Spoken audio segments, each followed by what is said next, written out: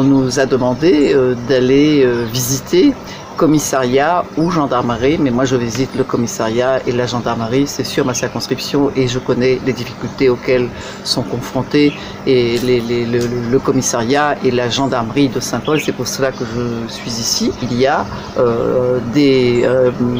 un projet de loi qui est en route pour écouter le personnel de la police, le personnel de la gendarmerie, pour écouter leurs suggestions, leurs propositions, leurs difficultés, pour simplifier, pour améliorer l'accueil pour les citoyens et améliorer aussi les conditions de travail pour les gendarmes et les policiers. J'ai eu l'occasion aussi de visiter les locaux de la gendarmerie de l'Étang, qui est une gendarmerie centrale qui va jusque Saint-Leu. La superficie d'intervention de la gendarmerie est beaucoup plus importante que la police, puisque c'est environ plus de 570 000 habitants, et la police c'est 385 000 habitants. La police c'est la ville, c'est le secteur urbain. La police c'est Saint-Denis, c'est Saint-Pierre, c'est le Tampon, c'est Saint-André,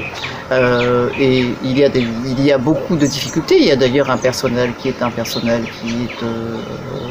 pas suffisant, notamment pour la police et également pour la gendarmerie. Sur tout l'effectif de l'outre-mer où il y a à peu près 4000 gendarmes, à La Réunion on a 760 gendarmes. Il y a aussi les moyens d'exercer son métier. Et donc on a par exemple des véhicules qui ont plus de 8 ans d'âge. Il faut qu'ils aient un matériel qui soit un matériel convenable.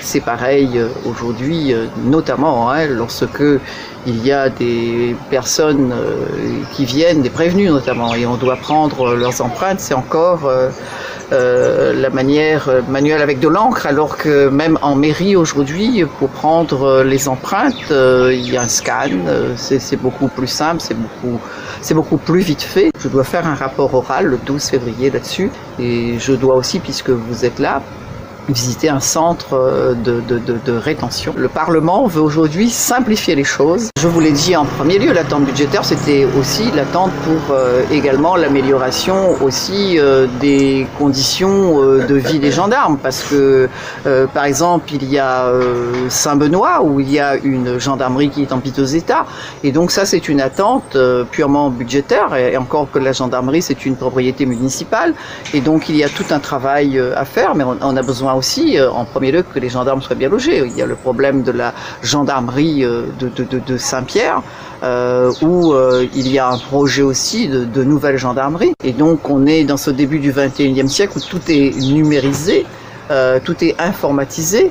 Il faut donner les moyens aux forces de police et de gendarmerie d'être aussi dans le temps. Et ça facilite, ça fait aussi, c'est un peu moins lourd. La tâche administrative, elle pèse. Et les propositions qui ont été faites ici, c'est pour justement alléger, et il y a des moyens d'alléger tout cela. Ce qui est soulevé aujourd'hui ici à La Réunion, même avec 10 000 km avec nos retards, ce sont à peu près les mêmes problèmes qu'on va retrouver aussi en France hexagonale.